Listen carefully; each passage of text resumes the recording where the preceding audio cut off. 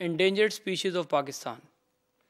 In the endangered species list, there appears a lot of animals which are actually endangered or in a problem due to human activities.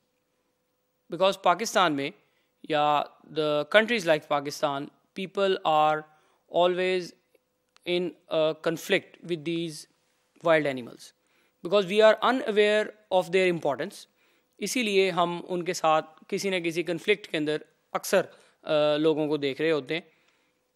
अगर हमें proper knowledge हो इन wild animals का, इनकी importance का और क्या ये role play कर रहे हैं इन्वायरमेंट के अंदर, अगर हमें इस चीज़ का अंदाज़ा हो तो शायद ये एनिमल्स उस तरह इतने ज़्यादा एंडेंजर्ड लिस्ट में शायद ना शामिल हो.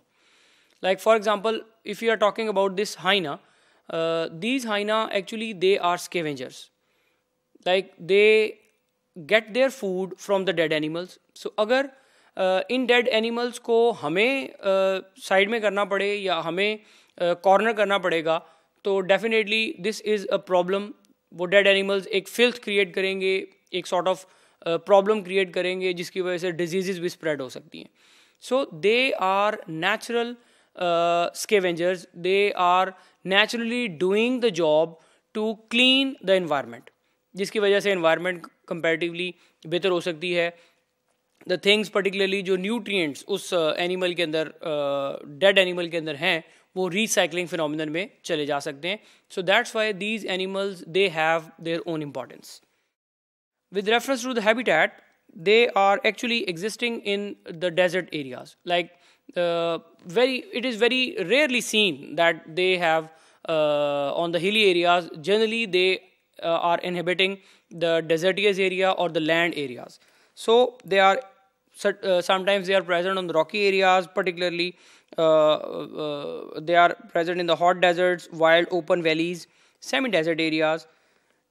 With reference to their distribution in Pakistan, they are existing in the tracts of Balochistan as well as Sindh. इन दो जो प्रोविंसेस हैं यहाँ पर ज़्यादा एग्जिस्टेंस क्यों है इन एनिमल्स की? बिकॉज यहाँ पर डेजर्ट एग्जिस्ट कर रहे हैं. सो इसी वजह से ये एनिमल वहाँ पर ज़्यादा पाया जा रहा होता है. Recently known localities, there is a long list again. वो पाकिस्तान के रेफरेंस से जहाँ पर इन एनिमल्स की एग्जिस्टेंस बहुत ज़्यादा है उनमें काल है, भाल है, पोलोग्राम है, धापर प्लांटेशन है, Jalas park, Kadirabad, there is another area Changa Manga and कीरथर national park. अब ये वो एरिया हैं like Kirthar national park. This is the area which provides actually protection and it covers a bit area of the Sindh as well as Punjab. अब ये जिस तरह हमने बात की कि बलूचिस्तान और सिंध में है तो सिंध का वो जो डेजर्टियस एरिया है ये कीरथर नेशनल पार्क उसको कवर कर रहा होता है. इसी तरह चूनिया एंड छांगा मांगा, जिस तरह यहाँ कीरथर से जो ऊपर एक पॉइंट लिखा हुआ है चूनिया और छांगा मांगा, इस रेफरेंस से अगर हम बात करें ये भी एक this is a forest actually. So they require the forest type of environments, they require land types of environment जहाँ पर इनको स्केवेंजिंग एक्टिविटीज़ आसानी से परफॉर्म करने का मौका मिल सकता है. With reference to their threat level, their intensity of threat or endangered is that they are critically endangered. The reason behind is that we the humans they have a conflict with these animals. Though they are naturally scavengers, but sometimes they attack the live cattle, sometimes they attack the livestock. So definitely जब हम livestock को economically देख रहे होते हैं तो ये animals जब उनको attack करेंगे तो there may be certain losses. उन लॉसेस को कंपनसेट करने के लिए ह्यूमन और इस एनिमल का जब कन्फ्लिक्ट होता है तो obviously they are being killed. Threat it is considered as an enemy species क्योंकि इसने दूसरे जानवरों को खाना है. सो इसीलिए हर एनिमल इसको एक एनिमी कंसिडर कर रहा होता है because it has a very decisive type of nature. Like इसकी डिसीव करने की जो नेचर है उसमें वेरी इंपॉर्टेंट थिंग दैट ये मिमिक कर सकता है दूसरे एनिमल्स की आवाज़ों को.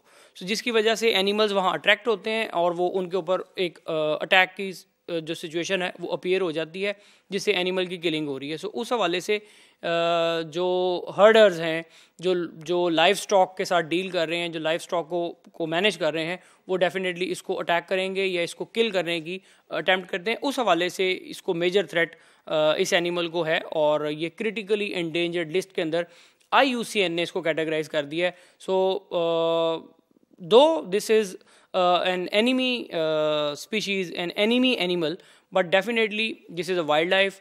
अगर ये एनिमल एक्सटिंक्ट हो जाएगा खुदा ना ख्वास्ता, तो what we have for the next generation, definitely वो सिर्फ फिर फोटोज़ की हद तक बात रह जाएगी, लाइव एनिमल्स उस हवाले से अवेलेबल नहीं हो सकता। सो due to the non availability of natural food, it tends to scavenge near human habitations and increase incidents for its killing. जिस तरह अभी हमने कहा, क्योंकि ये ह्यूमंस के साथ इंटरवीन कर रहा है, नेचुरल फूड अवेलेबल नहीं होगा, ह्यूमन के साथ जब इंटरवीन करेगा तो ह्यूमन अपने डिफेंसिव सिचुएशन को मेंटेन करते हुए इसके ऊपर काउंटर अटैक करते हैं and it is being killed.